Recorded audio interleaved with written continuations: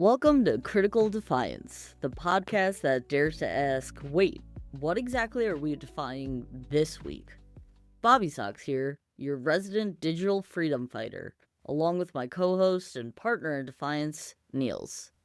It's Monday, April 14th, 2025, and folks, I've been spending way too much time staring at glowing rectangles lately. You know the drill, the endless scroll, the next big thing promising to solve all our problems, usually while creating 3 new ones and 2 privacy issues at the same time. We're constantly bombarded with the holy gospel of the tech bro, that visionary savior in their minimalist sneakers and ecologically sound t-shirt, telling us how their algorithm or platform is going to revolutionize, well, everything. From hailing a ride to finding inner peace through an app, the promise is always the same. Faster, better, more disruptive. But what happens when all this disruption starts to feel a little like techno-tyranny? Think about it. We're told the gig economy is innovative, but are we really celebrating the erosion of worker protections? We marvel at the connectivity of social media, but are we turning a blind eye to a mental health crisis and the spread of misinformation it fuels? And all those shiny smart devices in our homes, are they making our lives easier or just turning us into data points in someone else's profit model? This week, we're pulling back the curtain on the cult of disruption. We'll be dissecting the rhetoric, examining the real-world consequences, and asking whether all this relentless innovation is truly progress for all of us, or just a select few who are cashing in on the chaos. Join us as we challenge the narrative that faster is always better and that breaking things is always the path forward. It's time to defy the dogma of disruption. As always, you can follow us, sign up, and find out more about the show over at criticaldefiance.com. Don't forget to subscribe to us over on Spotify or in your favorite podcast app. Hit the like button like it owes you money, and tell your friends. If you'd like to donate and help boost our efforts, you can head over to buymeacoffee.com/criticaldefiance or pledge your support on our website. Every little bit helps on our journey to bring you great content. All right, so the big three for this week, we've got a couple critical stories. Number one, the curious case of Kilmar Abrego Garcia. This poor man. Yeah. Kilmar Abrego Garcia is a Salvadorian citizen who resided in Maryland and was deported to the maximum security prison, CCOT, in El Salvador in March 2025. Now, this was despite having both a U.S. immigration judge's order protecting him from being removed to El Salvador since 2019, and a wife and a 5-year-old child who are both American citizens. According to the Trump administration, this man was deported due to an administrative error. And they've since argued that this error can't be rectified by American courts since they have no jurisdiction over Abrego Garcia in El Salvador. So we're starting off a little crazy. They're admitting that they screwed up and deported the wrong guy. But from word go, they have effectively basically said, well, he's not in our hands anymore. You don't have jurisdiction, to every judge that's interacted with this, Bobby. That's insane. Yeah. They admit that they mistakenly deport a man, and then since he's not in the country anymore, it's out of their hands. Yeah, it's not their problem anymore. And it's the craziest argument I've ever heard, but it's the argument they're making. So the deportation garnered significant attention, highlighting issues within the U.S. immigration system and the immigration policy of the second Trump administration. Despite being deported to a maximum security prison, this man has never been convicted or charged with any crime in any country. Yeah. Absolutely insane. So on April 4th, a judge ordered that Abrego Garcia be returned to the U.S. no later than April 7th. On April 7th, the Trump administration lost their appeal at the appellate level, but they got a temporary administrative stay from the Supreme Court of the U.S. that blocked the release of Abrego Garcia in the foreign prison until the court could review its final ruling on the matter. And then the court did. The court reviewed. And on April 10th, the U.S. Supreme Court directed President Donald Trump to facilitate the return to the United States of this man who they acknowledged they deported in error. Okay. So follow along with this narrative. Less than a day after yeah, that, I'm trying. there was this really tense hearing Friday afternoon, and the Justice Department attorney repeatedly stonewalled the judge, basically said that they could not detail the steps that they were taking to secure his return, and admitted that there was no information they could provide on exactly what his whereabouts were. You deported him and then you lost him entirely? Apparently. Is that what's happening? So that's where it was Friday. And then over the weekend, it progressed. The Trump administration effectively said that the judge didn't have the right or ability to compel them to do anything in another country or to negotiate on anyone's behalf. So at this point, the attorneys for Abrego Garcia are asking for a contempt hearing. The administration is not complying with a lawful court order. In fact, they're trying to find every way they can to minimize the power of the courts in the background. And in the meantime, this man is suffering in what is effectively a work prison that's supermax.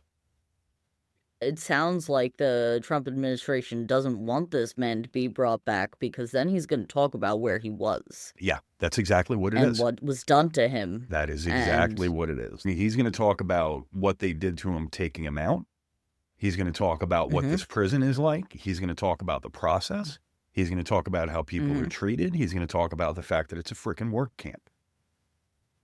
Yeah, the last thing they want is Abrego Garcia back in this country telling the truth. So we're keeping a tight eye on this one because it's one of the scarier cases out there right now. The administration is effectively saying, hey, if we deport you by accident, there's nothing anyone can do about it. Even if there was no evidence you ever committed a crime in your entire life. Yeah. It's egregious. So we can roll from there to another deportation case, and that's going to be number 2 on our big 3, and that's Mahmoud Khalil's case. From CNN, a Louisiana immigration judge said Friday that Columbia University graduate Mahmoud Khalil, a legal permanent resident, is deportable. Now, what's interesting about this is the judge's decision came after the government submitted a memo Wednesday from Secretary of State Mark Rubio, alleging that Khalil could be deported because of his, quote, beliefs, statements, or associations, end quote, that would compromise U.S. foreign policy interests. That's horrifying. If you think about what the government's done here, they've gone from saying this man is a terrorist sympathizer, which is what they initially tried to say when they picked him up. And then there was no evidence of that. So instead, Rubio is stating that his beliefs compromise foreign policy interests. What is going on here? That's not the way this works. And you can't, something as U.S. foreign policy interests. And it's so broad. You know, it's a broad term. So now beliefs, statements, or associations that could compromise are super broad. You can be deported like that. If we think you're too good at fighting against this administration, you're allowed to be deported now. It's important to note here that a removability finding in immigration court means the judge has determined that the individual is subject to removal from the U.S. due to a violation of the law or a lack of status. Neither of which seems to be going on. There doesn't seem to be a lack of status and no law was violated. They want him deported for his, quote, beliefs, statements, or associations. So the judge's decision doesn't mean that Khalil will face deportation soon, as he has an ongoing case in New Jersey as well. A federal district judge in New Jersey ordered attorneys on Friday to hold a telephone conference immediately after his hearing in Louisiana, so things are moving forward. We expect to see appeals. We expect to see a fight. It's going to take a while. But I don't know which is scarier, the Abrego Garcia case or the Mahmoud Khalil case. I think they both have their own terrors. They have huge implications, and at least in my eyes, neither of these men deserve to be deported. You know, it's hard, well, especially in Abrego Garcia's. Like this, they were admitting that it was an error, but they pulled a slick one there. The administrative error means that it was a paperwork error, right? That's actually the legal meaning for them, for an administrative error. It was a clerical error.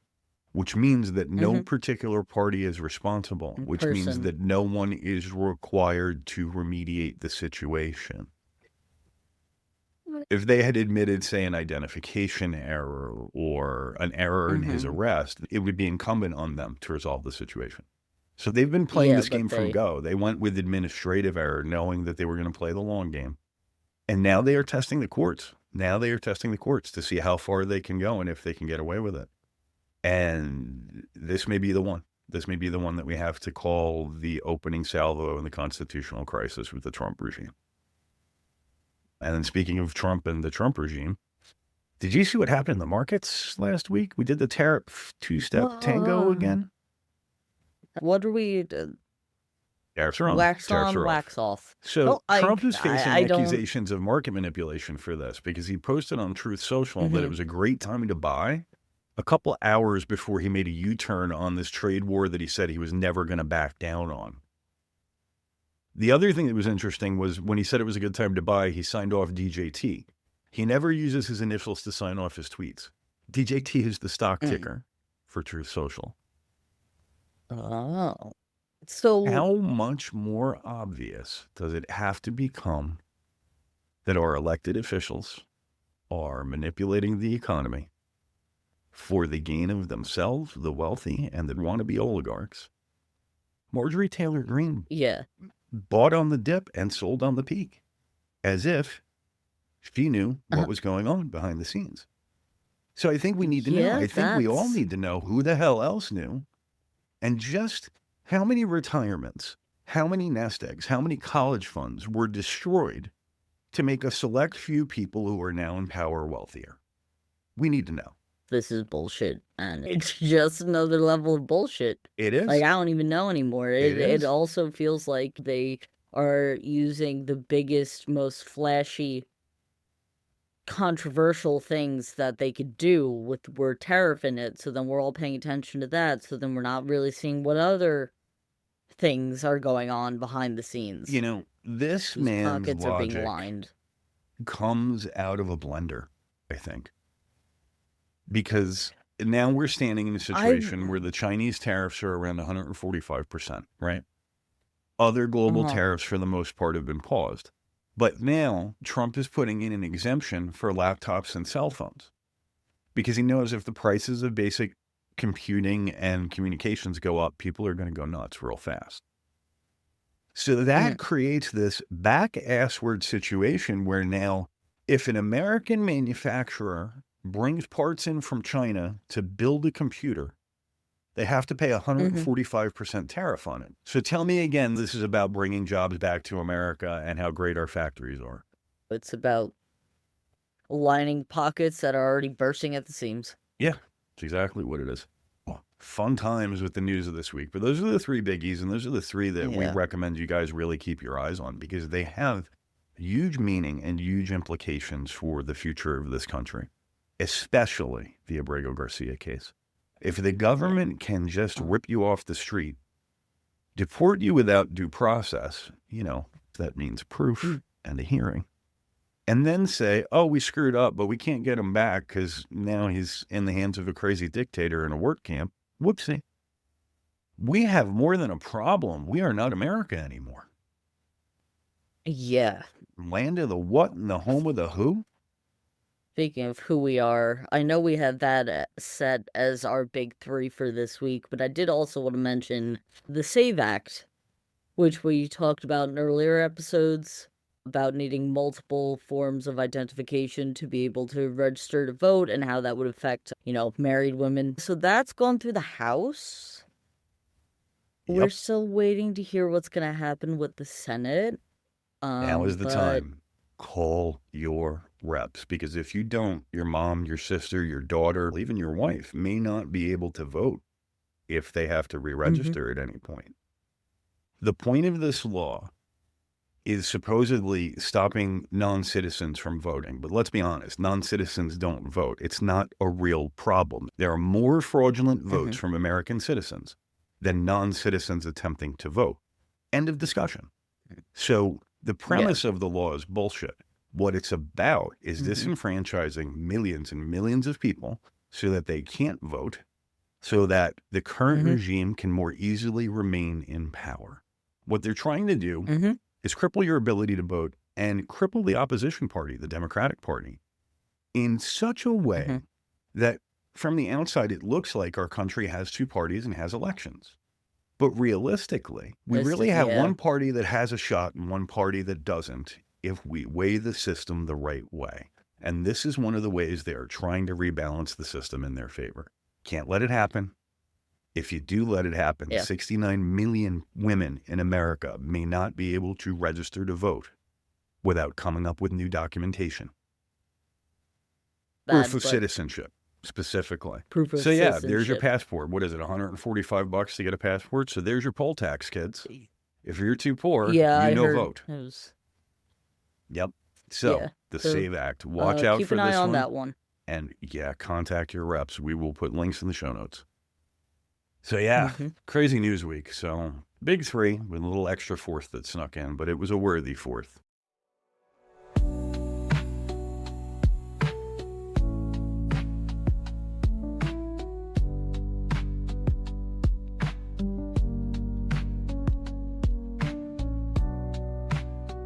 It feels like every week there's some new app, some groundbreaking tech promising to change our lives.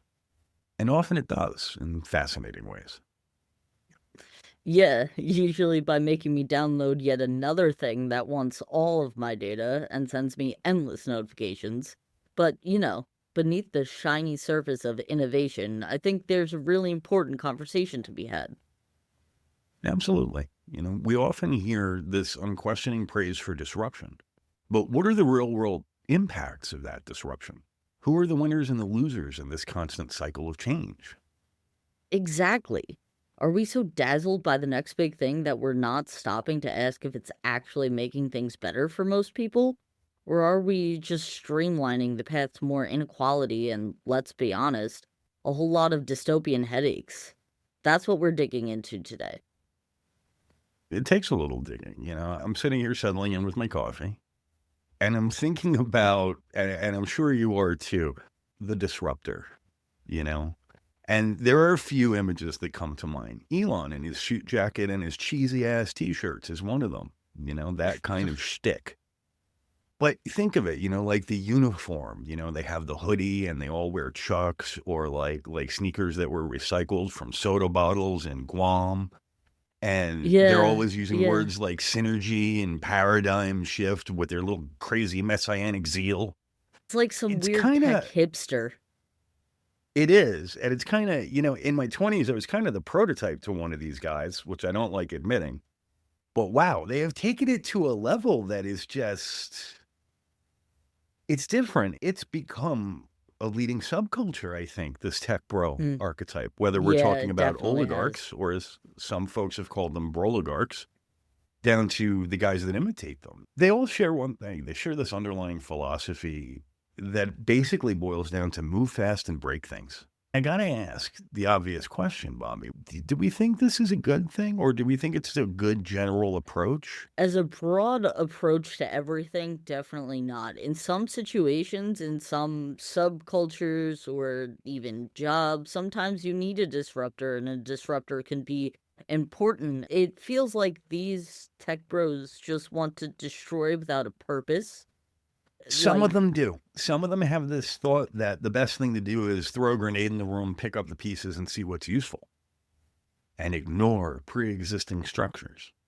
Well, right now I'm watching them do that with our government, and it's not panning out well at all. mm, And the way this is going to play out in the next 6 months, 9 months, 12 months is even worse as people start to realize just what they've lost, just what services and programs and money is gone now because of mm. disruptors. Lately, with everything going on in the news, yeah, I've got a lot of pause when it comes to disruptors. They scare me a little. I'm a little traumatized by Elon. And I got to ask, are these people really geniuses? Or are they just geniuses at marketing stuff that we already have or already know with like a little twist of tech flavor? That's actually a really good question. Makes me think about the people who invented things like Uber and Lyft, and creating a whole gig economy. You Um, know? Gig economy, for those who aren't really sure what that means, is think of all those apps that are like, oh, you can get a job delivering, you can DoorDash, you can Uber Eats, you can grocery shop for people, or just, the general Uber, Lyft, stuff like that, where the main marketing ad of it is, be your own boss. And then there's a huge rush for those jobs, and it very quickly goes from you should do this, it'll make you money, to they have no positions left in your area and you're making dollars and cents. And like, did we Hmm. destroy the taxi industry and make something better? Yeah. Or, Yeah. Did we? Or did we just make something different? Like, is it better or is it just different?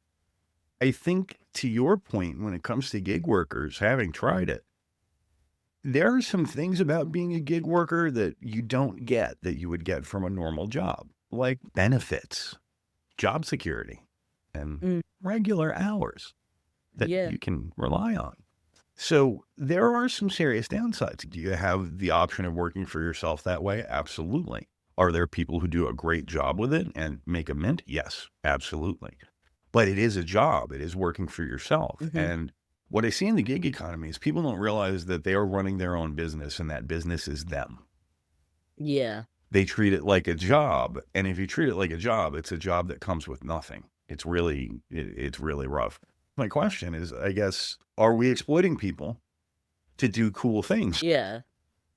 It felt like in the beginning, the start of the gig economy seemed like such a good, like something that was going to boost economy, make it easier for people to get jobs, like help the workforce. And the more you dig into those types of things now, some kind of just seem like apps to dead ends.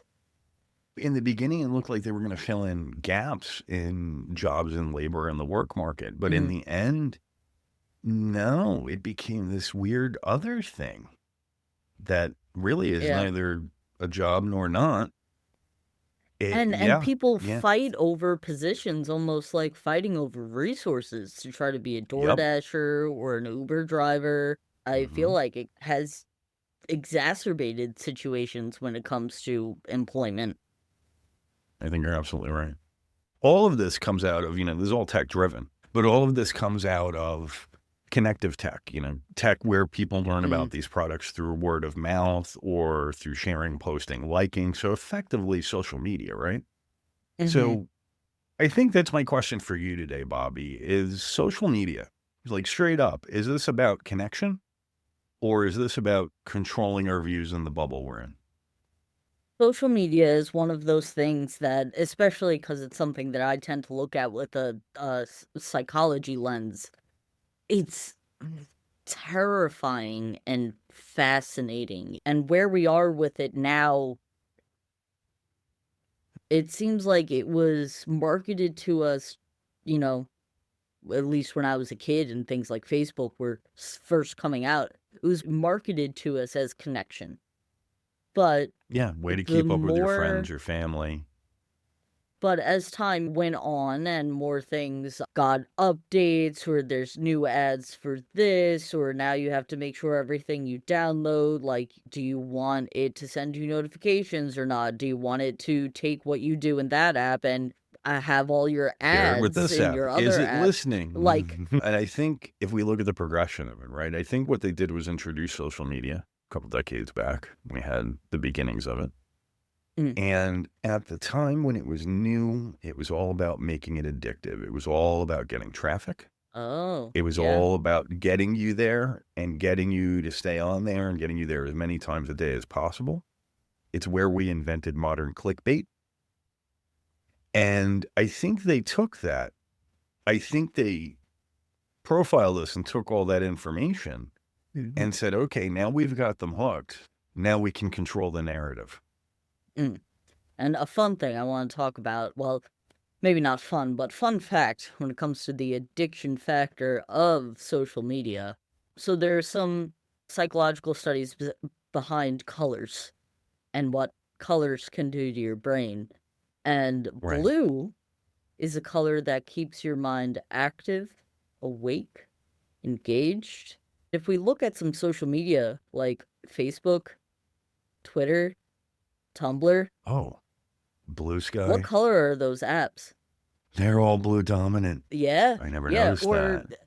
I mean, on the flip side, red and yellow can make you hungry. So, I mean, you look at McDonald's and you have that. When you Okay. think about the fact that blue keeps you awake and alert, and then you look at all the colors of the main social media apps, you're like, oh, Oh, they wow. really do want me on here all night. It's a little more intentional, I guess, than even we thought it was.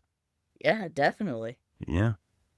Clickbait is another Ugh. place where we feed the algorithm our bias, right? You follow the clickbait and you do it 2 or 3 times, and suddenly those are the only types of stories you're ever getting again for the rest of your life. Like Facebook has decided. Yeah, yeah, yeah, and until you like try to wipe your history or something, and you're just like, please, I liked this one video this one time, and now the algorithm says all I want is videos on hot dogs. Another thing when it comes to social media and its addictiveness, one is the mental health toll that any addiction takes on people, and two, it's been linked to increased anxiety, depression, and body image issues. People being addicted to seeing other people's lives through screen all day, looking at photos that they don't know if they're photoshopped or not, but most people assume are real first. Issues that came out of social media, oh, That it we was didn't see coming, planned. but now we're living with Yeah. it. So, a question I actually had for you was about Mm. smart technology. And just, is it really just there to take all of our information? The audience is Yeah. still getting to know me, but my life is very smart, in quotes. Like smart everything. I have smartphone, smart watch, smart earbuds. I have smart speakers, and my computers have neural processing units. It's a very smart place around here. It's very weird. Well, not weird, but we have kind of different dynamics in that sense because if I could, I would keep everything maybe not analog, but I remember being in school and them introducing the smart board and me having a panic attack being like, "No, put the chalkboard back. What do you Yeah. mean there's a Yeah. screen? What do you mean you're not Yeah. pulling this out?" And like I remember also growing up with that Disney movie Smart Home. Never saw it. Uh, whole AI home hologram woman who is the home. And eventually the home locks everyone in it. So for I me, just it think started I've with Star always had a Trek. fear. Oh, Okay. okay. And I didn't. For me, it started with Star Trek. I Mm, saw at a very young age, 5, 6 years old, people verbally interacting with a computer that was a partner and an assistant and sometimes a coworker. And then you fast mm, forward and you take that same influence, and I know it's cheesy, and you roll to Star Trek The Next Generation, and then you've got a walking, talking computer who is a functional part of the crew. yeah. And my brain said, how does that map to reality? And I've always chased Mm, that. I've always chased that idea that we can have this digital assistance, this digital partner. I don't want a digital replacement. I've never been a fan of the James Cameron view, Terminator and Skynet.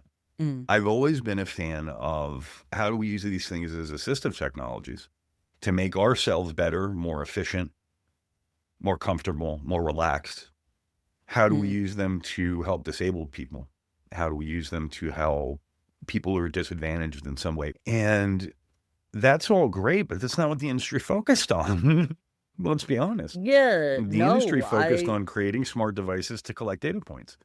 and I Yeah. think my generation, or at least the way I grew up from that, Disney movie Smart Home to reading 1984 in high school, I always Yeah. was a little wary of technology that could hear me. Like, I remember when cell phones first started having a voice thing on it, and I was like, how do I make sure this is off always? And the truth is, you really Um, can't. yeah, That's one yeah. of the And creepier parts is you really can't. just And keep that we talked more adding about that in smart our tech. privacy episode. But yeah, we keep adding Oh, yeah. smart tech that very often has open doors, Bobby. And that's the Mm, thing. Your average smart speaker or smart display is very easy to compromise. mm, And beyond that, if you've got somebody who knows how to jiggle the legal system the right way to get even gray area access to it, You've already put the microphone and camera in your home, so you've done the work for them, you know. Yeah. But even in normal use, when everything is normal and nothing is weird and creepy, it's still weird and creepy because everything you do with these devices is tracked and telemetry is tracked. I run my own system to filter out spam and ads and crap. That system also catches what my smart devices do. I'll give you a couple of examples of where it gets weird. My monitor, my computer monitor, contact its software vendor about once every 60 seconds with an update. My smart display, which is from a different manufacturer, phones home about once every 3 minutes with information on the room and the last time I've used it. Its data point log contains every time I've turned on or off any electrical appliance in my house, from light bulbs to anything that we've connected to the system. And all of that's being collected and used for God knows what. So yeah, it's a little weird. If you really want to dive into it, we talked about it a lot more in our privacy special. I would definitely recommend that one for not a deep dive, but sort of a good, well-rounded primer on the basics. We're going to do a deep dive further down the road, though. That's going to be cool. Yeah, I So think we definitely should. we have all this tech, right? We have all these smart devices. And so many of these smart devices, there's a new one once a year or every 2 Yeah. years. Most things, it's once Yeah. a year. You know, think of your smartwatch or your phone. There's a new one once a year. Yeah. What people don't think about is, where does all this stuff go? Seriously. That is a Yeah, lot of 'cause- electronic waste. That is a lot of Yeah. rare metals and toxic materials and Yeah, I couldn't tell you lithium. how many iPhones I went through in my iPhone phase. Where did those... I mean, they have those, cell phone recycle things Brilliant. in the mall. Well, that's the thing. The recycling is where it gets interesting. They disrupted recycling with this. And yeah, they did. They made it not recycling. Most electronics that are recycled are effectively stripped, and then the boards are thrown in a vat of acid. And that dissolves and creates two things: sludge, which you then have to figure out what to do with that toxic waste, and basically small amounts of precious metals like gold, silver, copper that are left over after the acid burns off everything they were stuck to. And they strain that out, weigh it, and sell it. So, recycling, in air quotes. Yeah, I don't even want to think about what that's doing to the air.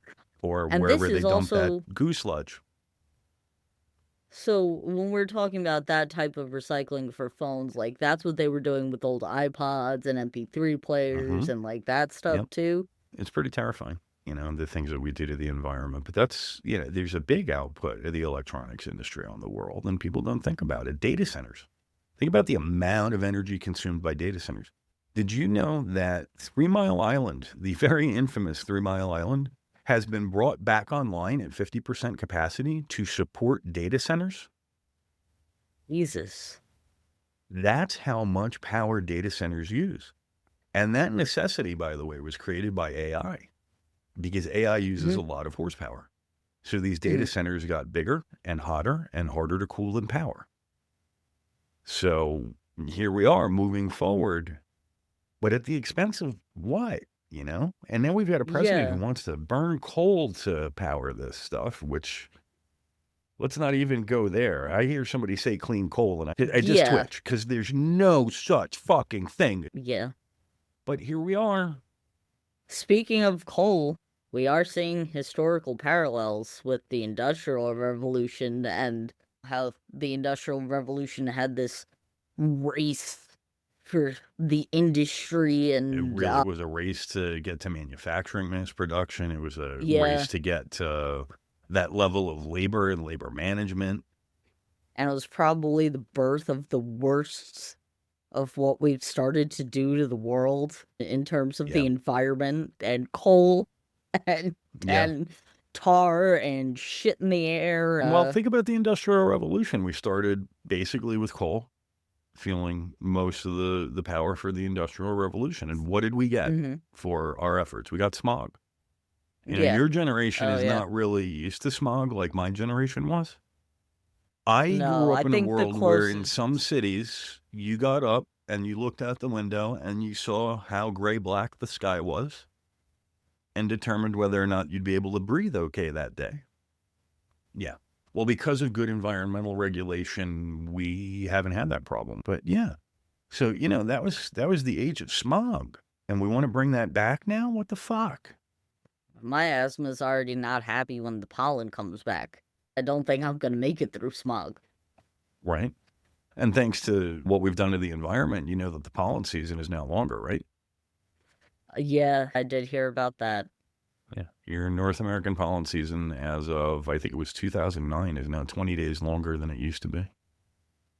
So, yeah, how do we take our power back? How do we get control of all this tech disruptor smartness and stuff that they've introduced into our lives? I think that's the big question, is how do we dodge the snake oil and avoid the salesman, right? I would say a big, good first step is being mindful with how you're using your technology. And also, I think a big thing is, do you really need that new phone every year? Or are they I just feel selling like, it to you out of FOMO? yeah, because I feel like we've also got to a point in our society where we feel like we need to have the latest, shiniest, brightest, sparkliest technology on the market as soon as it drops. And that, with what you explained about how technology is quote unquote recycled, I don't think we all need the newest phone every year. I think we can keep our phones until they start not working. Let's try to lessen that footprint. Voting And with your wallet's a big one. Look into which of the companies that you're dealing with or interested in dealing with or buying something from or subscribing to a service from. Look into their ethics before you commit. mhm. Be a little bit more responsible with your wallet, and you can do a lot to change the world. You can have a bigger impact than you might think.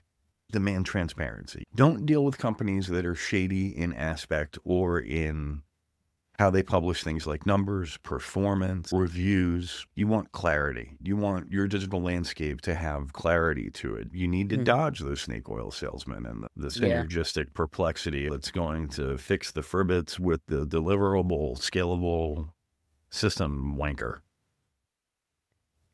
I thought I lost the ability to understand English for a hot second there.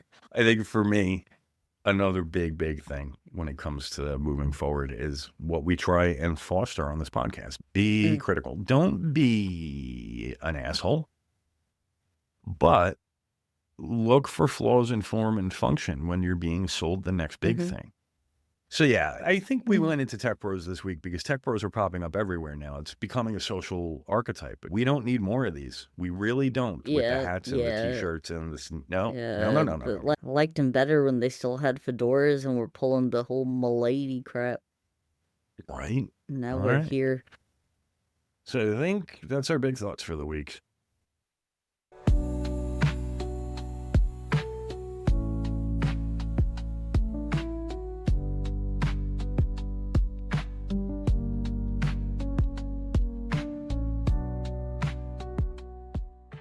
All right, folks, now it's time for this week's Freedom Fumbles. And this week, we're going to start in Lafayette, Indiana. Who saw this man? Mega Man. Holy shit. All right, so during the hands-off protest, not this previous Saturday, but the Saturday prior to the big one, we saw the birth of a movement, and it was beautiful. But at the protest in Lafayette, Indiana, a man pulled up, and he jumped out of his truck, and his wife started filming him berating the protesters. So obviously, we already know he's doing this for attention. Yeah. Okay. And things get aggressive. The protesters line up in front of him and basically say, no, not having this. Guy goes back to his truck and grabs a gun. He grabs a rifle. Doesn't grab a rifle like a grown man. He grabs the rifle by the barrel, but he's waving it around. One of the protesters headbutts him in the face, cracks his nose, blood all over him. And then he runs back to the car and takes off. He gets picked up by the cops. Protester gets picked up by the cops. They bring him to separate locations. Protester, misdemeanor battery. And yeah, he did. He hit the guy. We can't allow violence at protests. Yeah. But at the same time, are you kind of defending yourself and other people when a crazy MAGA dude jumps out of a truck with a gun and starts waving it around because he doesn't like your opinion? Yeah, that was... Yeah. It was funny to watch, though, because that man was upset. And for Yeah. all the other MAGA men out there that are just having the worst showers of their lives, don't worry. Here it comes. Trump President is here Trump for saves the you day again. with his Yep. executive order on water pressure in shower heads. We can make sure that the MAGA shower cries are at the right water pressure I can't. to hide their tears. It's so much winning so bigly. I can't. You can't make this shit up. Yeah, And here we are, once again. You can't make this shit up. An executive order, because he doesn't like flow restrictions on shower heads that save the environment when he washes his, quote, beautiful hair. I didn't know that man The president washed went so any far part as to of say him. that current shower heads in America, you stand there and it drip, drip, drip, and you wait 15, 20 minutes to get wet. I want to know what planet this man lives on. I want to know. I want to go there. I want to visit. I want to maybe be a dignitary and find out what the problem is.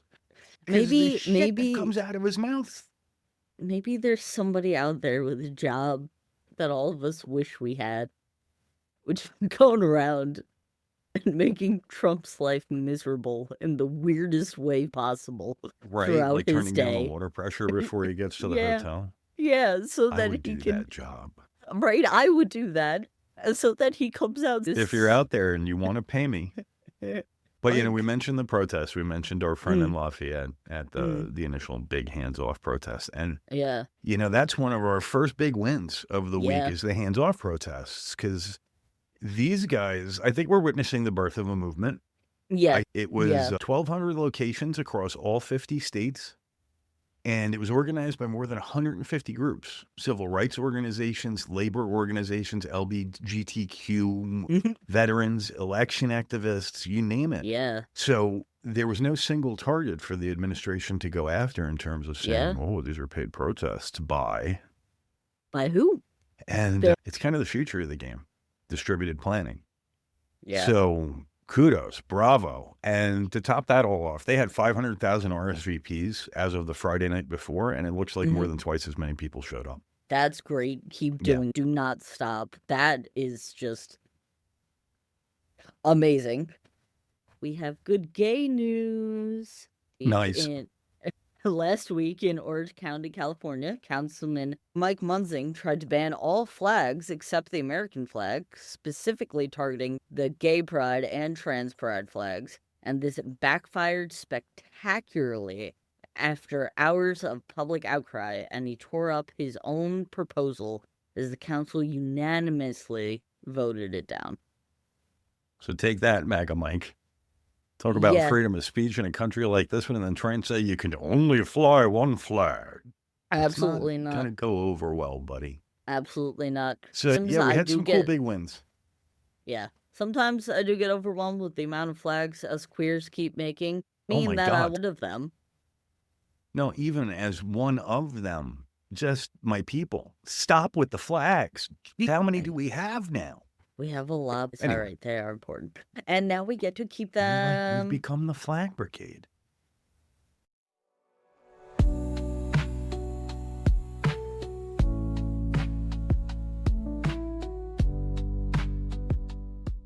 Every week we like to talk about stuff you can do, stuff that we can do, stuff that we can all do. And I think this week I'm going to start by saying, I know you're going to hate me for this. Start reading privacy policies. If you're brave, read the end user license agreement for things too, because these things actually matter. You want to know what's going on with your data when it's being used by things like your cell phone or your watch or even your television. You want to know what they're doing with your data. And the rule of thumb is if it has a privacy policy, they're probably collecting information about you.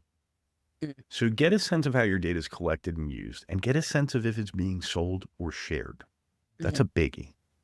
And what I always go off on, and I'm never going to stop, is voting with your wallet. Think about a company's ethics, their transparency, their accountability, and their reputation, and if their morals align with yours. Boycotts and the voting with the wallet that people have been doing against Target and other companies has been working. I know sometimes it feels like something really simple that can't make that much of a difference, but it has been showing these big companies that are dropping DEI. So keep making a point to vote with your wallet. It helps. It works. It's what the man will listen to.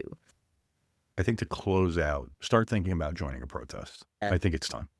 Between the cases traveling through the courts, between the insane number of executive orders, the treatment of various classes of people, I think we actually need to hit the streets now. It is going to be too late if we don't. And that, dear listeners, brings us to the end of another thought-provoking dive into the swirling vortex of American politics and culture. But hold on to your hats, because next week we're tackling something that hits a little closer to home, literally. Ever feel like your local news isn't quite local anymore? Like maybe the folks telling you about the bake sale and the school board meeting are reading from a script written in some corporate skyscraper miles away? Well, you might be onto something. Next time on Critical Defiance, we're going to dive deep into an unsettling trend that we call local news under siege. We'll be unpacking how national media corporations are gobbling up local news stations and letting local papers to wither on the vine. What happens when the folks who are supposed to be our eyes and ears in our own communities become mouthpieces for prepackaged narratives? Spoiler alert, it's probably not great for us, the everyday people just trying to figure out what's going on down the street. We'll be digging into the consequences of this media consolidation, from the potential for biased reporting to the very real risk of our communities going dark when it comes to the truly local information. Your trusted local news might be less trustworthy than you think these days. So tune in next week for Local News Under Siege. What happens when our communities go dark? We promise to shed some light on this increasingly shadowy corner of our media landscape. You can find us wherever you get your podcasts, and don't forget to tell your friends. The more of us who are awake to this stuff, the better. If you'd like to check out the show notes, sign up for our newsletter, or find out more about us, head over to criticaldefiance.com.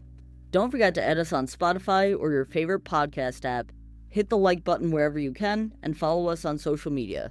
You can find out where on our website or search for us like it's the Dark Ages.